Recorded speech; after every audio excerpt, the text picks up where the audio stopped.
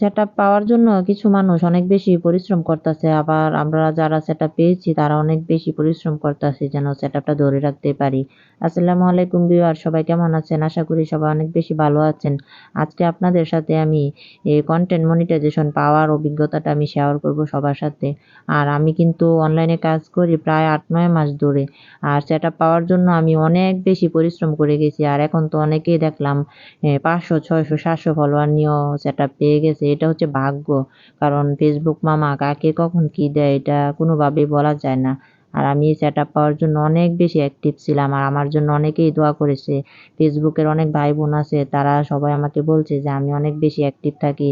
আমি কেন সেটআপটা পাই নাই? এজন্য ওরা অনেক সময় আমাকে মেসেজ দিয়ে বলত।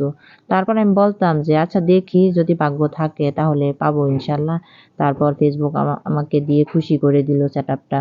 আর সেটআপ পাওয়ার জন্য অনেক বেশি অ্যাক্টিভ থেকে কাজ করতে হবে আপনাকে।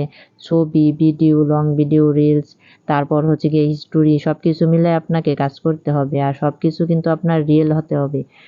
বাইরের কোনো কিছু দিলে হবে না এখানে। আর আপনি মিউজিক ব্যবহার করতে পারবেন না। অবশ্যই রিয়েল কনটেন্ট দিয়ে কাজ করে তারপর সেটআপ পেতে হবে। আর অনেকে আবার পাইছে ফেসবুকে নাকি পেজের মধ্যে ইস্যু আছে, তারপর অনেকে পাইছে। এটা এখন ফেসবুক মামা যা ভালো মনে করে তাই তো দিবে। তারপরও আমাদের রিয়েল হলে সবচেয়ে বেশি ভালো হয়। যেমন আমার আইডিটা এখন অনেক ফ্রেশ আছে। আমি অনেককে দেখাইতাম যে আমার কি পেজে কোনো সমস্যা আছে কিনা, আমি এখনো পাইনি। তারপর সবাই আমাকে বলত যে না আপনার পেজ অনেক ভালো আছে। পাবেন, ধৈর্য ধরে কাজ করেন। আর আমি অনেক কষ্ট করে পাইছি। কারণ ৮-৯ মাস একাধারা পরিশ্রম। এটা অনেকেই করতে পারবে না। আর যদি এতটুক ধৈর্য না ধরতে পারতাম, এখন কখনো সফলতার মুখ দেখতে পারতাম না। আর যারা এখনো পান নাই তাদের জন্য মন থেকে দোয়া। অবশ্যই কাজ করে যান, পাবেন ইনশাআল্লাহ।